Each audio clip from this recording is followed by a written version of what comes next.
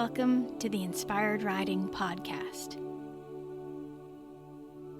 I'm your host, Beth Lauren Parrish. In this podcast, I'd love to talk to you about releasing expectations. As a remote coach, I work with students all over the world, and as I watch them through my computer screen, I can tell that they sometimes get a little nervous or a little self-conscious about their lessons, only because they really feel like they want to do well. And of course, they're paying for their lessons, so they want to get the most out of it. But there are times where I have to remind them that it's good to just let go of expectations and just be present in the moment. And that's really what our horses want. Of course, it's wonderful to have the big picture in mind. But if you have a feeling of putting pressure on yourself or your horse in a specific time frame, I'm sure most of you have seen this, especially if you're trying to load a horse into a trailer or a float. It never really goes that well, does it? So I just want to remind you that the more you can relax and just be in the moment, the easier it will be for you to find solutions for what you need to do. So when you release expectations, you can actually take a step back and think, what do I need to do in this moment to help make things better for my horse and for myself? So for some, it might mean, well, I might not even be able to get on today. Like, I really need to do some things on the ground to make sure we feel solid and I could fill in the holes in our relationship. And that's okay. What I want you to know is your horse wants you to succeed.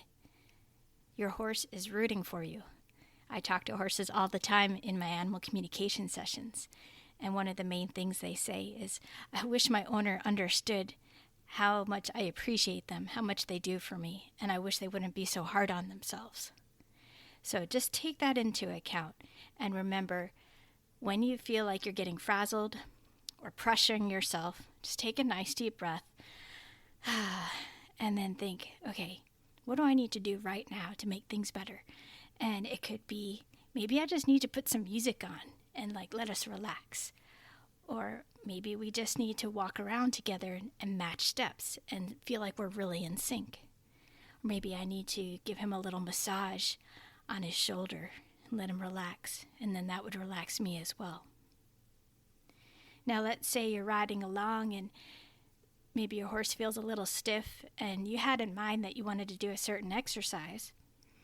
But I want to encourage you to think, okay, well, if my horse is feeling stiff, then I might actually need to do some more suppling exercises, or I might just need to go out on a hack or a trail and just let him loosen up and warm up, and then maybe come back to the more specific exercise I had in mind later. So the best thing to do is really analyze in the moment exactly what you need to do. And the best thing to do is always listen to your horse, have a conversation with your horse, and of course, trust your intuition. So hopefully you've heard some of my other podcasts earlier about fine-tuning your inner compass, feeling that yes, this is true feeling, no, this is false feeling, and that will help you discern what you should do. And of course, you could always reach out for help. So speaking of that, I've been really enjoying taking remote lessons myself. I've had a wonderful dressage judge out in Texas. Her name is Crystal, and she's been helping me with Pepper, giving me really great exercises specifically for when he kind of throws his body to the right, or he just decides, oh, maybe I don't want to go forward, and he just feels a little bit stuck. So she's helped me find some really beautiful ways to kind of maneuver that. And to me, it just feels like, sometimes it feels like a kinked up hose, and I want to just kind of loosen him up so we can get the kinks out and let the water rush forward, and that water is his energy, of course. So she's been wonderful helping me with that. And then, of course, if you had heard my podcast from last week, Yinku has also been helping me actually on the ground especially.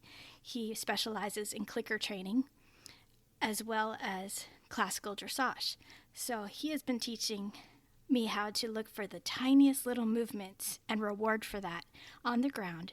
So it helps Pepper and I really put the pieces together.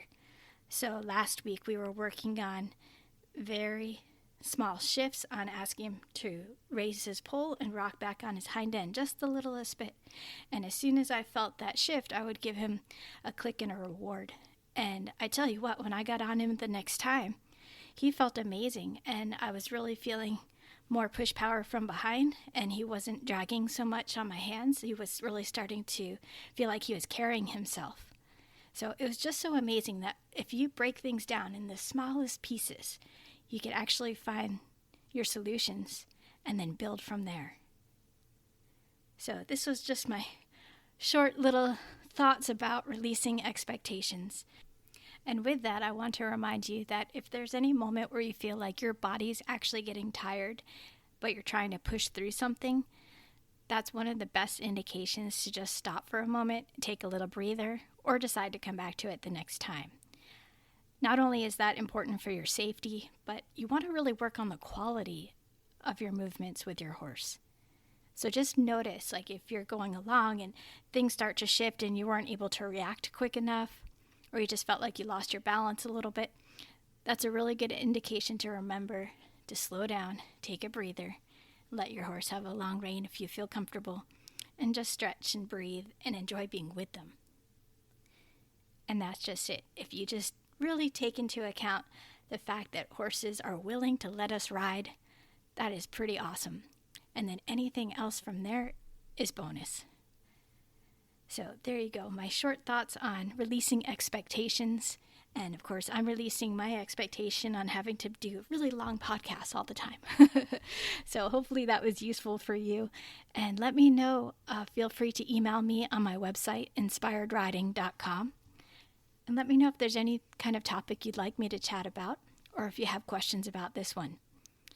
The Releasing Expectations theme is actually happening this month in July 2020 in my remote coaching group, and I currently have 5 spots available. There are 20 students total that I'll accept. So right now we have 15 signed up, so there are 5 more spots if you're interested. And what's really cool is you can upload pictures, videos in our private Facebook group. I'll get back to you as soon as I can, and then we have weekly Zoom chats so everyone can connect and talk about what's going on in their lives with their horses, and I give you feedback. And then I also offer fun things like guided meditations live in our Zoom chats, which is pretty fun. So speaking of guided meditations, I have just launched my 12 meditations, Inspired Riding guided meditations, and I'm absolutely over the moon with how they turned out. I was able to find this really beautiful royalty-free music, and it just made the meditations so much more soothing, relaxing, and so far everyone who's heard them has said nothing but beautiful things.